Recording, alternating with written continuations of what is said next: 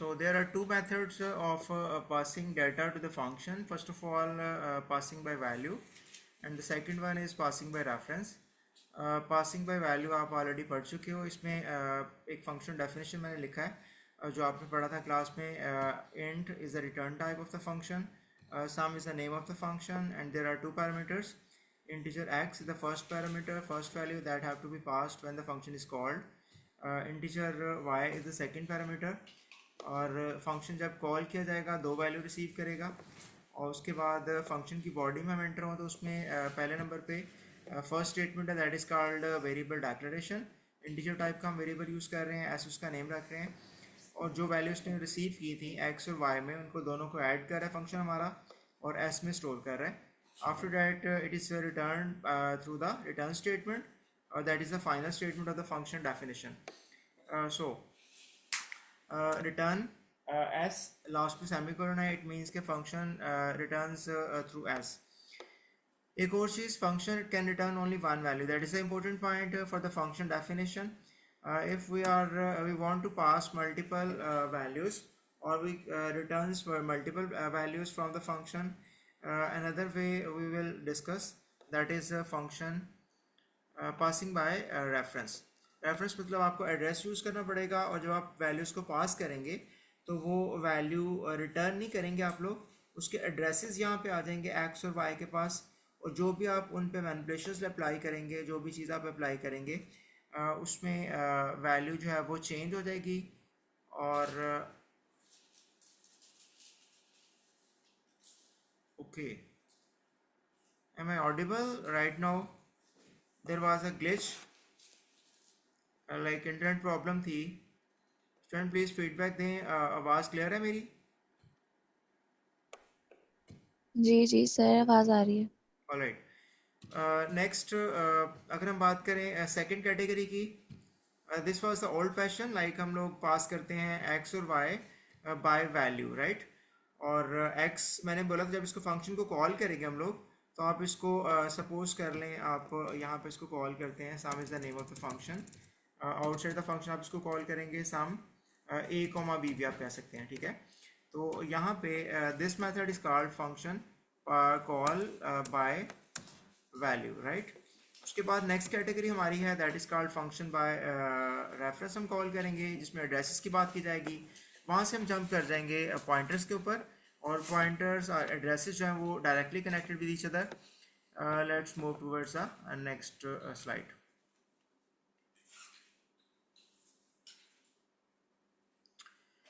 Okay, this is called passing by reference. Here's the start of the program, like include IOStream.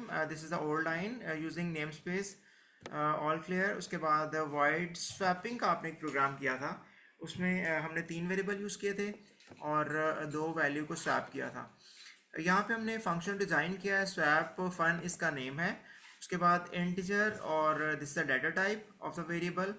यहाँ पे आपको एक चीज़ नहीं नज़र आ रही है जो कि एड्रेस ऑपरेटर हम यूज़ कर रहे हैं.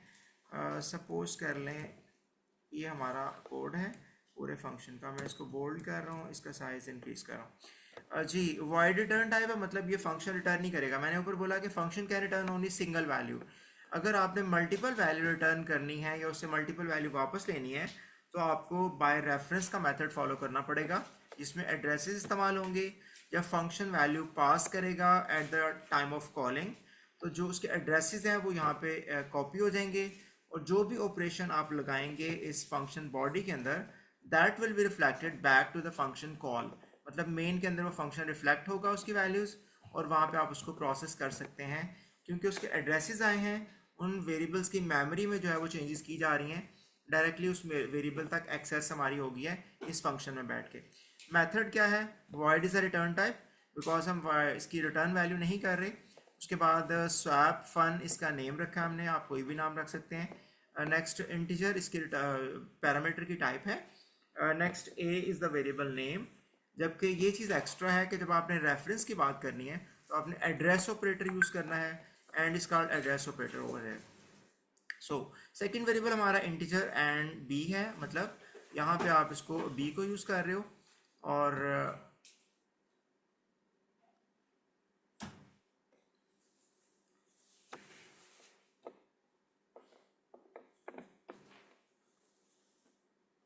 ओके नेक्स्ट, यहाँ पे दो वेरिएबल हमारे पास आ गए और एड्रेसेस की मदद से आ रहे हैं। यहाँ पे हम रिटर्न नहीं करेंगे और वैल्यू ऑटोमेटिकली हम एक्सेस कर लेंगे मेन के अंदर जो भी हम फंक्शन के साथ चेंजेस करेंगे।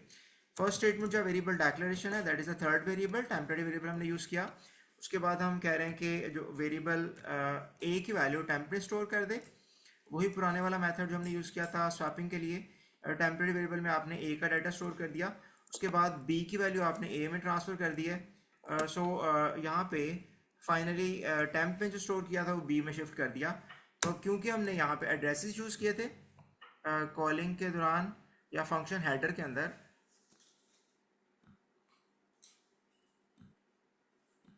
इसलिए जो भी चेंजेस आप कर रहे हैं लाइक बी की वैल्यू ए में जा रही है, उसके बाद टेम्प की वैल्यू जो ए स्टोर किया था हमने वो बी में स्टोर हो रही है, तो ऑटोमेटिकली वैल्यू हमारी मेन में स्वैप हो जाएगी और वहाँ पे हमें रिटर्न नहीं करनी पड़ेगी और वैल्यू जो चेंज की हमने वो हम यहाँ पे मेन में एक्सेस कर लेंगे। किस तरह से करेंगे, मेन की बॉडी देख लें। यहाँ पे रिटर्न हमने किया लाइक दिस वन। यहाँ पे जो एक्स्ट्रा पॉइंट याद करने वाला है वो सिंपल इतना है कि आपने एड्रेस ऑपरेटर यूज़ किया है फंक्शन हेडर के अंदर, ठीक है। नेक्स्ट इंटीजर ए और बी दो वेरिएबल हमने डिक्लेयर कर लिए, मेन की बॉडी में हम आ गए। एक नंबर इनपुट किया, सीन एक्स में हो गया। उसके बाद एंटर मैसेज आया सेकंड नंबर, सीन वाई में कर लिया। उसके बाद स्वैप अंडरस्कोर फन फंक्शन का नेम है, एक्स और वाई हमने पास कर दिया। कीप इन माइंड कि जब हम इसको कॉल करेंगे तो सिंपल वेरिएबल हम पास करेंगे इसको, लेकिन जब हम आगे मूव करेंगे तो वो हमारे पास ए है और बी है जो कि एक्स और वाई के एड्रेसेस वहाँ पे कॉपी हो जाएंगे और ए और बी की वैल्यू डायरेक्टली कॉपी होंगी हमारे एक्स और वाई के अंदर, ठीक है।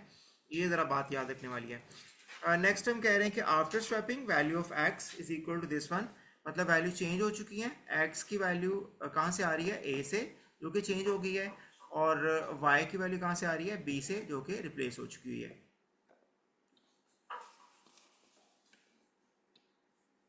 फंक्शन कॉल करने का तरीका सेम है, फंक्शन सिर्फ रिटर्न नहीं करेगा और आप उसको वाइड की कैटेगरी में रखोगे, रिटर्न टाइप नहीं होगी उसके अंदर।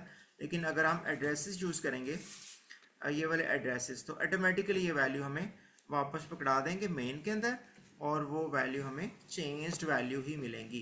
This is the benefit of function calling by reference, address operator use करके, और रिटर्न आपको नहीं करना पड़ेगा जबकि अलहदा से बॉडी भी आपने डिज़ाइन कर ली है।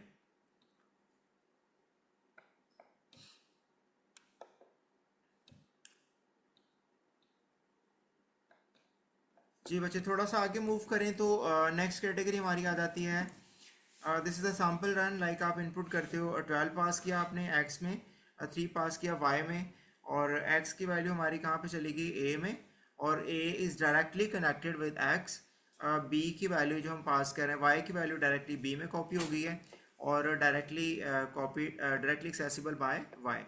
तो क्योंकि हमने बाय रेफरेंस का मेथड यूज़ किया, और बाय रेफरेंस के लिए दोबारा मैं यहाँ पे लिख रहा हूँ, अभी जो स्टूडेंट्स आ रहे हैं वो देख लें कि हमने वहाँ पे रिटर्न टाइप फंक्शन की रखी वॉइड, उसके बाद स्वैप हमने फंक्शन का नाम रखा underscore swap underscore F U N fun, और इंटीजर और एड्रेस ऑपरेटर एक्स्ट्रा पॉइंट है, जबकि यहाँ पे हमने ए कह दिया comma integer address operator again और हमने बी कह दिया, ठीक है। This is the difference between old method that was passing by value और this is the new method.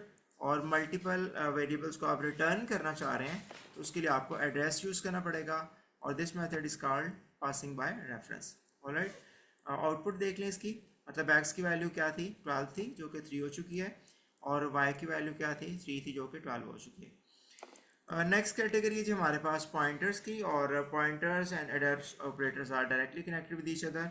Here we have a simple variable like integer A, इसको हमने initialise किया है, और जब भी हम लाइक सी आउट करेंगे यहाँ पे और ए को प्रिंट करवाएंगे तो यहाँ पे हमें आउटपुट पे क्या नज़र आएगा, डायरेक्टली हमें 5 नज़र आएगा बिकॉज ए में स्टोर हमने 5 किया है।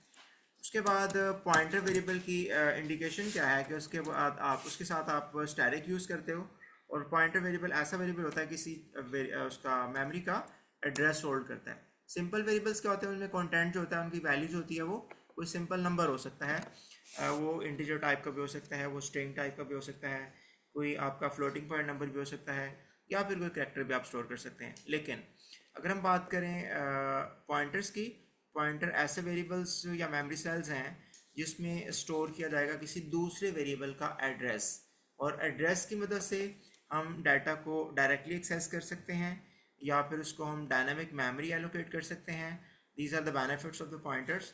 और आपकी स्पीड फास्ट हो जाती है प्रोग्रामिंग में और आपकी मेमोरी वेस्ट नहीं होती। टाइप तरीकाकार क्या है, आपने इंटीजर टाइप का एक वेरिएबल लिया, लेकिन अगर उसके साथ स्टैरिक लगा हुआ है इट मीन्स के that is a pointer variable.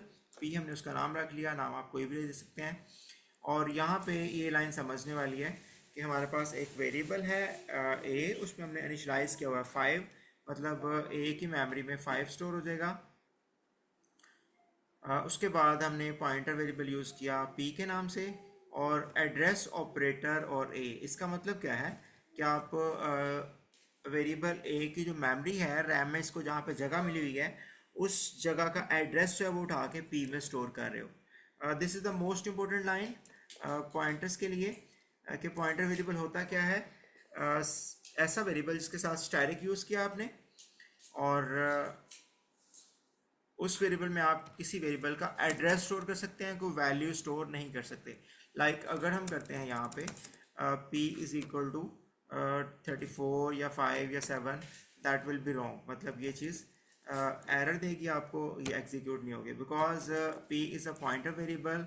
और इंटीजर टाइप के पॉइंटर से क्या मुराद है, ये किसी इंटीजर वेरिएबल का एड्रेस होल्ड करेगा। अगर आपके वेरिएबल की डाटा टाइप डिफरेंट है, करेक्टर है, तो आपको करेक्टर टाइप का पॉइंटर बनाना पड़ेगा। अगर आपकी वेरिएबल की टाइप जो आपने ऊपर टॉप पर डिक्लेयर किया है उसकी टाइप फ्लोटिंग पॉइंट है, तो आपको फ्लोटिंग पॉइंट का करेक्टर पॉइंटर डिज़ाइन करना पड़ेगा। Here we have integer variables like a है, ए में असाइन किया 5, और सी आउट ए करेंगे तो आपको 5 आउटपुट पे प्रिंट हुआ नज़र आएगा, बिकॉज वेरिएबल की वैल्यू प्रिंट होती है, उसका नाम प्रिंट नहीं होता। यहाँ पे हमारे पास एक वेरिएबल है, इंटीजर टाइप का पॉइंटर है, मतलब ये किसी इंटीजर को पॉइंट करेगा, किसी इंटीजर वेरिएबल का एड्रेस स्टोर करेगा। और यहाँ पे हमने कहा कि ए का एड्रेस उठा के कहाँ पे स्टोर कर दो, वेरिएबल पी में।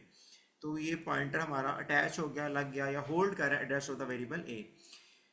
These are the line, that is the most important. इसमें लॉन्ग क्वेश्चन नहीं आएगा आपको, और इसमें से कोई शॉर्ट क्वेश्चन आ सकता है जो कि फुल अंडरस्टैंडिंग आपकी होगी तो आप इसको एक्सेस कर सकेंगे, अदरवाइज ये आपका गलत हो जाएगा। 3 से 4 नंबर का शॉर्ट क्वेश्चन आता है। जी यहाँ पे कह रहा है कि सी आउट करो address of A. Address of A, like मैं कहता हूँ कि मेमोरी में इसको यहाँ पे जगह मिली हुई थी, मेमोरी एड्रेसेस होते हैं हेक्साडेसिमल फॉर्म में, तो ये इसकी आउटपुट आ जाएगी। उसके बाद अगर मैं कहता हूँ पी की वैल्यू प्रिंट करो, तो क्योंकि पी में हमने ए का ही एड्रेस स्टोर किया हुआ है तो output will be same, like this one and this one both are same. यहाँ पे हम कह रहे हैं कि वेरिएबल ए की वैल्यू प्रिंट करो, दैट विल बी 5, मतलब हमने ए में 5 स्टोर किया था। उसके बाद अगर एड्रेस से करेंगे तो उसका एड्रेस आपको दिखाएगा मेमोरी में कहाँ पे उसको जगह मिली हुई है, उसकी लोकेशन। पी में भी उसका एड्रेस स्टोर हुआ है, आउटपुट सेम आएगी। उसके बाद ए हमारा एक वेरिएबल है और ए की वैल्यू प्रिंट होगी, बिकॉज वेरिएबल का नाम यूज़ करें डबल कोट्स के बगैर तो उसकी वैल्यू प्रिंट होती है। और अगर आपने वैल्यू पॉइंटर के ज़रिए प्रिंट करवानी है तो यू विल फॉलो प्रीसीडिंग में आप क्या यूज़ करेंगे, एक स्टैरिक यूज़ करेंगे। स्टैरिक पी का मतलब कि ये पॉइंटर जिस वेरिएबल को पॉइंट कर रहा है उसके कंटेंट आपने प्रिंट करने हैं। मैंने सामने लिख दिया है contents eight address stored in P, कि जो पी के अंदर जो एड्रेस पड़ा हुआ है उसके कंटेंट्स जो आप प्रिंट कर दो। तो स्टैरिक पी का मतलब कि आपका पी जाएगा एड्रेस के पास और उसके कंटेंट्स को ला के प्रिंट कर देगा। These are the 4 lines, most important lines हैं आउटपुट कोड आपको अंडरस्टैंड करने के लिए, या अनसीन कोड जो आएगा पेपर में उसको सॉल्व करने के लिए। इससे रिलेटेड एक दो वीडियोस मैंने पहले भी शेयर की थी, दोबारा शेयर कर दूंगा। इसको आपने अच्छी तरह समझ लेना। और पॉइंटर का शॉर्ट क्वेश्चन लाजमी पेपर में एक आएगा, लूप से रिलेटेड आएगा, अरे से रिलेटेड आएगा और पॉइंटर से रिलेटेड आएगा, राइट। उसके बाद नेक्स्ट एक छोटा सा प्रोग्राम है जो पेपर में आ सकता है। स्वैपिंग हमने करनी है लेकिन पॉइंटर वेरिएबल को यूज़ करते हुए।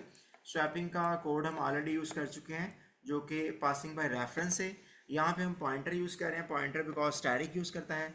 सो यहाँ पे फंक्शन डेफिनेशन है हमारी स्वैप पी, हमने एक वेरिएबल का फंक्शन का नाम लिख लिया। उसके बाद वाइड इसकी रिटर्न टाइप है, और integer asterisk x, integer asterisk y, these are the 2 pointers जो पॉइंट करेंगे किसी हमारे इंटीजर वेरिएबल को, जो कि कॉल आएगी यहाँ पे उनको वो पॉइंट करेंगे। उसके बाद हम कह रहे हैं कि इंटीजर टी लो, टी एक टेम्परेरी वेरिएबल है और स्टैरिक एक्स का मतलब क्या होता है कि जो भी एक्स में स्टोर्ड वैल्यू है, बिकॉज स्टैरिक लगाओ और साथ में पॉइंटर वेरिएबल हो तो जो उस जिसके साथ ये पॉइंट कर रहा है उसकी वैल्यू उठा के टी में स्टोर कर देगा। उसके बाद एक्स टी की जो वैल्यू है, जो बॉक्स है, उसमें क्या स्टोर होगा, वाई जिसको पॉइंट कर रहा है उसकी वैल्यू जिसको एक्स पॉइंट कर रहा है उस वेरिएबल में स्टोर कर दी जाएगी। ओके, नेक्स्ट क्या करेगा, यहाँ पे जो टी की वैल्यू हमने स्टोर किया, that is a simple variable कि टी में जो डाटा पड़ा हुआ है वो जिसको वाई पॉइंट कर रहा है उसमें स्टोर, मतलब एल्गोरिथम वही है कि आप टी में एक्स को स्टोर कर रहे हो, उसके बाद वाई की वैल्यू एक्स में स्टोर कर रहे हो और टी की वैल्यू वाई को स्टोर कर रहे हो, लेकिन वाई में स्टोर नहीं अब हम कर रहे हैं, अब हम कह रहे हैं कि वाई जिसको पॉइंट कर रहा है उसकी मेमोरी में जाकर डाटा आपने स्टोर करना है। That is a difference. Algorithm same है, जस्ट आपने स्टैरिक का वर्ड यूज करना है साथ में। अगर ये पॉइंटर से आता है तो क्वेश्चन को जरा देख लें कि आपने एक प्रोग्राम राइट करना है जो कि वैल्यू इंटरचेंज करेगा, एक फंक्शन बनाना है यूजिंग द पॉइंटर वेरिएबल को यूज करते हुए। तो पॉइंटर के लिए आपने स्टैरिक का लफ्ज यूज करना है, स्टैरिक का आपने सिंबल यूज करना है। इसको कॉल कैसे करेंगे, यहाँ पे हमारा मेन फंक्शन है, ए में हमने स्टोर किया 10, बी में हमने स्टोर किया 20। These are the two statements, दोनों को हमने इनिशियलाइज किया हुआ है, सेमी कोलन से सेपरेट किया हुआ है, ये अलग स्टेटमेंट है और यहाँ से नेक्स्ट स्टेटमेंट है हमारी। उसके बाद हम कह रहे हैं कि ए में जो है वो हमने कॉल किया उसकी ए की वैल्यू को और बी की वैल्यू को प्रिंट कर दिया कॉल करने से पहले, तो सिंपल ए की वैल्यू 10 प्रिंट हो गई और बी की वैल्यू 20 प्रिंट हो गई। उसके बाद हमने कॉल कर लिया अपने फंक्शन को, और कीप इन माइंड के जब आपने पॉइंटर वाला फंक्शन कॉल करना है तो उसको एड्रेसेस पास करने पड़ेंगे, जैसे हमने टॉप पे किया कि asterisk P is equal to address of A, मतलब जिसका एड्रेस आपने कॉपी करना है वो आपने एड्रेस ऑपरेटर साथ में लिखना है। यहाँ पे गौर से देखें ज़रा कि एड्रेस ए जो है वो किसके पास जाएगा, स्टैरिक एक्स के पास, मतलब ये पॉइंटर इसके साथ अटैच हो जाएगा और वो उसकी वैल्यू को होल्ड कर लेगा, उसके एड्रेस को होल्ड कर लेगा। उसके बाद जो भी हम चेंजेस करेंगे वो यहाँ पे आके रिफ्लेक्ट हो जाएंगे। उसके बाद एंड भी जो है वो इसकी मदद से ये एड्रेस उठा के हम किसको दे रहे हैं, वाई को, y is a pointer variable, वो बी वेरिएबल का एड्रेस होल्ड कर लेगा। जब यहाँ पे ये एड्रेसेस आ जाएंगे तो वही स्टोरी स्टार्ट हो जाएगी जो हमने प्रीवियसली पढ़ी है, पासिंग बाय रेफरेंस वाली कहानी। उसके बाद जब भी आपने वैल्यू एक्सेस करनी है तो वेरिएबल के साथ स्टैरिक यूज़ करना है। इसका मतलब ये होता है कि जिसके साथ ये वाई पॉइंट कर रहा है उस वेरिएबल की बात हो रही है, उसकी डाटा की बात हो रही है, ठीक है। This is the two values, there are two methods for calling the function. पहला हमने डिस्कस किया बाय रेफरेंस वाला और उसके बाद हमने डिस्कस कर लिया पॉइंटर्स वाला। अगर आप इसको कॉल करने के बाद यहाँ पे सी आउट देखेंगे तो देखें सी की ए की वैल्यू जो है वो 20 हो गई है और बी की वैल्यू जो है वो 10 हो गई है आफ्टर स्वैपिंग।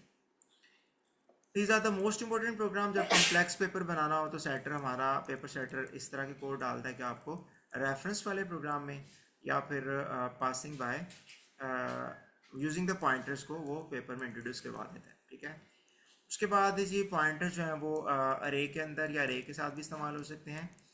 इसको हम ज़रा देख लेते हैं कि अरे का जो कॉन्सेप्ट था, अरे में बेसिकली बाय डिफ़ॉल्ट पॉइंटर होते हैं। अगर आप ये पहली लाइन पढ़ें तो अरे नेम इज़ अ पॉइंटर, अरे का नाम ही पॉइंटर होता है। अगर हम अरे सपोज कर लें आपके पास एक अरे है ARR के नाम से, आप उसके साथ स्क्वायर ब्रैकेट यूज़ करते हो, यहाँ पे 0 यूज़ करते हैं और यहाँ पे हम स्क्वायर ब्रैकेट क्लोज कर देते हैं। इसका मतलब ये होता है कि आपकी जो ARR अरे है उसका फर्स्ट एलिमेंट, पहले एलिमेंट की जो वैल्यू है उसको हम प्रिंट करना चाह रहे हैं। यहाँ पे मैं सी आउट भी लिख देता हूँ ताकि आपको मोस्टली क्लियर हो जाए। जी, इसका मतलब क्या होगा कि अरे के फर्स्ट एलिमेंट का डाटा आपने प्रिंट करवा देना, ठीक है। लेकिन अगर हम यहाँ पे ARR जस्ट ये नाम लिखेंगे तो कीप इन माइंड के जो अरे का नाम होता है वो फर्स्ट एलिमेंट के साथ अटैच हुआ होता है, उसका पॉइंट उसका होल्ड करता है एड्रेस, मतलब ये एक पॉइंटर ही होता है। तो इस लाइन को दोबारा देखें, अरे नेम इज अ पॉइंटर, के अरे का नाम ही एक पॉइंटर होता है जो उस तमाम मेमोरी सेल्स के पहले ब्लॉक के साथ लगा होता है। नेक्स्ट लाइन देखें, pointed to the first location of the array, मतलब जो अरे का नाम है वो पहले एलिमेंट के एड्रेस को होल्ड करता है, ठीक है, बिकॉज जो पॉइंटर वेरिएबल्स है वो एड्रेस को होल्ड करते हैं, ठीक है। नेट प्रॉब्लम आ रही है, दोबारा डिस्कनेक्ट हो गया तो फिर इंशाल्लाह बाकी कल क्लास होगी। इन तीनों चीज़ों की रिकॉर्डिंग भी शेयर मैं कर दूंगा आपके साथ, और पॉइंटर्स को आपने और फाइल हैंडलिंग को कम से कम 2 दफ़ा लिख के देखना है, फिर आपके कॉन्सेप्ट क्लियर होंगे, ठीक है। जी नेक्स्ट अगर हम बात करें कि 3 हमने वेरिएबल्स के रे ले ली, ए उसका नाम रख लिया, उसके बाद हमने एक पॉइंटर वेरिएबल लिया पी के नाम से, और कीप इन माइंड कि यहाँ पे अरे हमारी इंटीजर है और पॉइंटर भी इंटीजर ही होगा। पॉइंटर की टाइप और वेरिएबल की टाइप सेम होनी चाहिए। सो अगर हम कहते हैं ए और यहाँ पे पी, तो हमने कोई यहाँ पे एड्रेस ऑपरेटर इस्तेमाल नहीं किया। इट मीन्स कि जो पॉइंटर अरे का नाम है वो ही पॉइंटर उसका एड्रेस होल्ड कर रहा है, हमने जस्ट एड्रेस को उठा के पी में शिफ्ट कर दिया। ठीक है, अब हम यहाँ पे कह रहे हैं कि अरे इंटू ज़ीरो, सॉरी अरे का फर्स्ट एलिमेंट उसमें हमने 10 स्टोर कर दिया, और यहाँ पे हमने अरे इंटू ज़ीरो को प्रिंट करवा दिया जो कि आउटपुट 10 आ गई। अगर हम बात करें कि पी इंटू ज़ीरो, तो मतलब पी एक पॉइंटर था जो हमने असाइन किया ए की मदद से, और उसका एड्रेस उठा के हमने पी को दे दिया। इट मीन्स कि पी और ए दोनों ए की जगह पे लोकेट कर रहे हैं, ए की पोजीशन पे बैठे हुए हैं। ए भी एक पॉइंटर है और पी भी एक पॉइंटर है। ठीक है, तो पी इंटू ज़ीरो करेंगे तो भी सेम रिजल्ट आएगा। इट मीन्स कि अरे का जो नाम होता है वो पॉइंटर है to the first element of the array, that is the most important line. और ये इंग्लिश जो लिखी हुई यहाँ पे, ये हर लाइन का मीनिंग्स इसको आपने पढ़ लेना है और इसको समझना है अच्छी तरह से। ठीक है, these are the concepts that will help you in solving your critical problems that will appear unseen in your papers, right? उसके बाद नेक्स्ट अगर हम बात करें p इंटू वन, तो 20 हमने स्टोर किया। उसके बाद अगर हम a इंटू वन की बात करेंगे तो यहाँ पे हमें आउटपुट 20 मिलेगी, बिकॉज हमने इसके अंदर पॉइंटर के जरिए सेकंड बॉक्स में डाटा स्टोर किया था। These are the same lines, array और